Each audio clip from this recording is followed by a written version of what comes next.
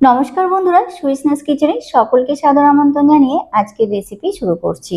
প্রচণ্ড গরম পড়েছে, তাই আমি আজকে আপনাদের সাথে শেয়ার করছি গরমের স্পেশাল দারুণ স্বাদের একটি রেসিপি। এই রেসিপিটি বানানো ভীষণই সহজ। বন্ধুরা, এই রেসিপিটি বানাতে কিন্তু কোনো রকম কনডেন্স মিল্ক, মাওয়া, চিনি, শিরারও দরকার পড়বে না, আর না লাগবে কোনো রকম ক্রিম। মাত্র 4টি উপকরণেই আপনারা কিন্তু খুব সহজেই এই দারুণ স্বাদের রেসিপিটি তৈরি করে নিতে পারবেন। একবার খেলে এর স্বাদ ভুলতে পারবেন না, এতটাই টেস্টি তৈরি হয়। খেতে অমৃত স্বাদের লাগে, একদম ঘন ও ক্রিমি টেক্সচারে তৈরি হয়। ছোটর থেকে বড় সকলেই কিন্তু খেতে ভীষণই পছন্দ করবে। অসাধারণ স্বাদে তৈরি হয়, আর বানাতে কিন্তু খুব বেশি উপকরণের একদমই প্রয়োজন হয় না। অল্প উপকরণেই কিন্তু একদম এই রেসিপিটি তৈরি হয়ে যায়। তো চলুন দেখে নেওয়া যাক আমাদের আজকের এই দারুণ টেস্টি গরমের স্পেশাল রেসিপি। খুব সহজভাবে আজকের এই রেসিপিটি আপনাদের সাথে শেয়ার করছি। আশা করছি আপনাদের সকলেরই ভীষণ ভালো লাগবে। এই দারুণ টেস্টি গরমের স্পেশাল রেসিপিটি বানানোর জন্য সবার প্রথমে আমি এখানে একটা মিক্সিং বোল নিয়ে নিয়েছি। এবার এখানে দেখুন আমি প্রথমে নিয়ে নিচ্ছি হাফ কাপ পরিমাণ সাবুদানা। আমি এখানে খিচুড়ি বানানোর জন্য যে মিডিয়াম সাইজের সাবুদানা হয়, আমি সেই সাবুদানাটাই এখানে নিয়েছি। তবে আপনারা কিন্তু ছোট অথবা বড় যে কোনো সাইজের সাবুদানা নিতে পারেন। এখন আমি সাবুদানাটা জল দিয়ে পরিষ্কার করে ধুয়ে নেব।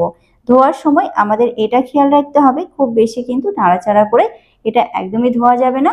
বেশি রাব করে ধুলে কি হবে, এর মধ্যে থেকে স্টার্চটা বেরিয়ে যাবে।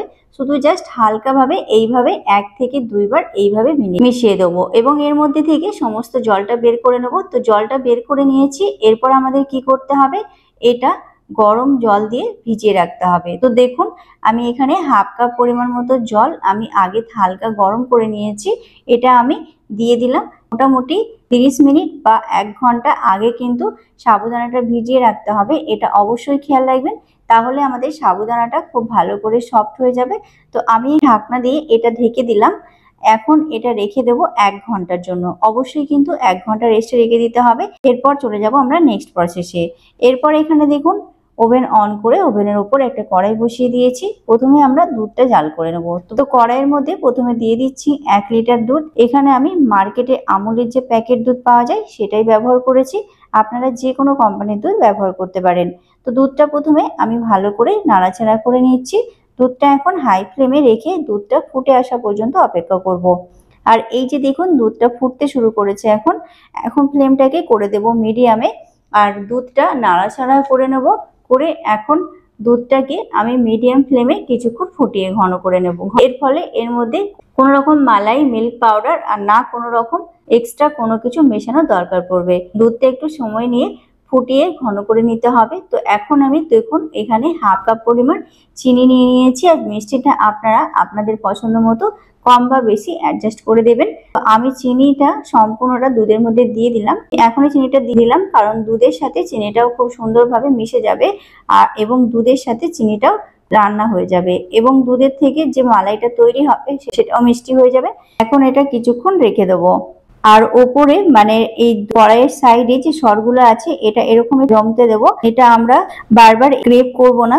তো দেখুন দুধটা আমাদের এখন অনেক বেশি ঘন হয়ে গেছে, দুধটা আগের থেকে অনেকটাই কমে গেছে, আপনারা দেখেই বুঝতে পারছেন।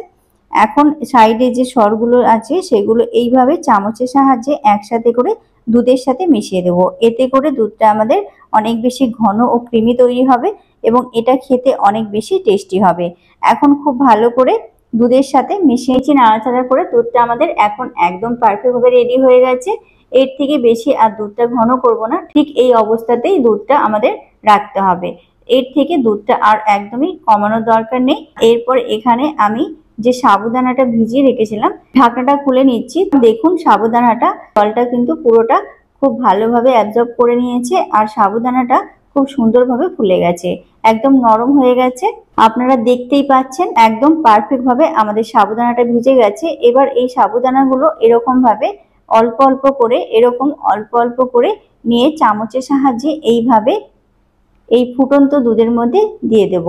এখানে একসাথে সমস্ত সাবুদানাগুলো দুধের মধ্যে দেয়া যাবে না, তা না হলে সাবুদানা একে অপরের সাথে লেগে যাবে, গলা পেকে যাবে। দানাগুলো কিন্তু আলাদা করা যাবে না। তো দেখুন আপনারা আমি যেভাবে সাবুদানাগুলো দুধের মধ্যে দিচ্ছি ঠিক এই রকম ভাবে দুধের মধ্যে অল্প অল্প করে সমস্ত সাবুদানাগুলো আপনারা দিয়ে দেবেন। এখন জাস্ট এইভাবে হালকা হাতে আমাদের সাবুদানাগুলোকে মিশিয়ে নিতে হবে।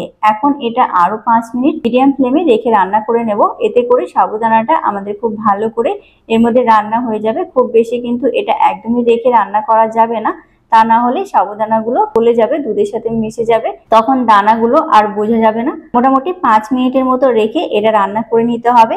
তো এখন দেখুন 5 মিনিট হয়ে গেছে, এটা রেখে রান্না করে নিয়েছি। এখন দুধের মধ্যে সাবুদানাটা খুব সুন্দরভাবে রান্না হয়ে গেছে, আপনারা দেখে বুঝতে পারছেন। এখন যদি আপনারা সাবুদানাটা বেশি দুধের মধ্যে ফোটান তাহলে কিন্তু সাবুদানাটি দুধের মধ্যে মিশে যেতে থাকে, কারণ আমরা সাবুদানাটা প্রথমে গরম জল দিয়ে ভিজিয়ে রেখেছিলাম, এর কারণে এটা কিছুটা সেই টাইমে সফট হয়ে যায়, তাই দুধের মধ্যে রান্না হওয়ার সময় এটা মিশে যায় না। এখন এটা একদম পারফেক্ট ভাবে রেডি হয়ে গেছে, এর থেকে বেশি কিন্তু আর একদমই রান্না করব না। এরপর ফ্লেমটা অফ করে এটা একটা মিক্সিং বোলের মধ্যে গরম গরম সম্পূর্ণটা ঢেলে নিচ্ছি। এতে করে আমাদের মিশ্রণটা কিন্তু খুব তাড়াতাড়ি ঠান্ডা হয়ে যাবে। এখন এটা আমি প্রথমে রুম টেম্পারেচারে ঠান্ডা করে নেব, তারপর এটা আমি ফ্রিজে রেখে দেবো খুব ভালো করে ঠান্ডা হওয়ার জন্য। এতে করে এটা আরো বেশি থিক বা ঘন এবং মালাইদার হয়ে যাবে। মোটামুটি 3 থেকে 4 ঘন্টা এটা ফ্রিজে রেখে ঠান্ডা করে নিতে হবে। বন্ধুরা, আমাদের আজকের রেসিপিটা কিন্তু গরমের জন্য স্পেশাল, তাই আম ছাড়া যদি এই রেসিপিটা বানিয়ে নিই আমরা, তাহলে কিন্তু আমাদের অনেক বেশি আফসোস করতে হবে। আর তার জন্য দেখুন আমি এখানে একটা বড় সাইজের আম নিয়ে নিয়েছি। কিছুটা আম আমি মিক্সিতে ভালো করে পেস্ট করে নিয়েছি স্মুথ করে, আর বাকিটা ছোট ছোট পিস করে কেটে নিয়েছি। আমি 2 ধরনেরই আমটা এর মধ্যে ব্যবহার করব। এতে করে পেস্টের মাধ্যমে পায়েসের মধ্যে আমটা খুব সুন্দরভাবে মিশে যাবে, আর যখন এটা খেতে খেতে আমের ছোট ছোট টুকরোগুলো মুখে আসবে তখন আরো বেশি কিন্তু এটা খেতে অনেক বেশি টেস্টি লাগবে। এবার দেখুন আমি যে সাবুদানার মিশ্রণটা ফ্রিজে রেখেছিলাম ঠান্ডা হওয়ার জন্য, সেটা এখন প্রায় 4 ঘন্টা পর বের করে নিয়েছি। আর দেখুন কতটা ঘন ও মালাইদার রাবড়ির মতো তৈরি হয়েছে। খুব ভালো করে আমি এটা ফ্রিজে রেখে প্রায় 3 থেকে 4 ঘন্টা ঠান্ডা করে নিয়েছি। আর আপনারা দেখতেই পাচ্ছেন ঠান্ডা হওয়ার পর এটা অনেক বেশি ঘন হয়ে গেছে। আমরা এর মধ্যে কোনো মালাই, ক্রিম, কনডেন্স মিল্ক, মাওয়া কিছুই কিন্তু অ্যাড করিনি, তবুও এর টেক্সচারটা দেখুন কত সুন্দর তৈরি হয়েছে, একদম ঘন তৈরি হয়েছে। এবার এটা আরো বেশি টেস্টি বানানোর জন্য এর মধ্যে দিয়ে দেবো 1/2 কাপ পরিমাণ আমের তৈরি করে রাখা পেস্টটা। বন্ধুরা, ফ্রেশ আমের পাল্পটাই কিন্তু এখানে ইউজ করবেন, তাহলে এটা আরো অনেক বেশি ভালো লাগবে খেতে। তো এখন খুব ভালো করে আমি এইভাবে চামচের সাহায্যে পায়েসের মধ্যে এটা মিশিয়ে নেব। তো আমি খুব সুন্দরভাবে মিশিয়ে নিয়েছি, দেখুন এখন এটা একদম ভালোভাবে মিশে গেছে। আর দেখতেই পাচ্ছেন আপনারা কতটা লোভনীয় লাগছে দেখতে, আর টেক্সচারটা কিন্তু কতটা সুন্দরভাবে একদম পারফেক্ট ভাবে টেক্সচারটা তৈরি হয়েছে, একদম ঘন। এবার এখানে যে আমরা ছোট ছোট আমের পিসগুলো কেটে রেখেছি সেগুলো এর মধ্যে দিয়ে দেব। এটা দিলে এর স্বাদটা কিন্তু আরো অনেক বেশি বেড়ে যাবে।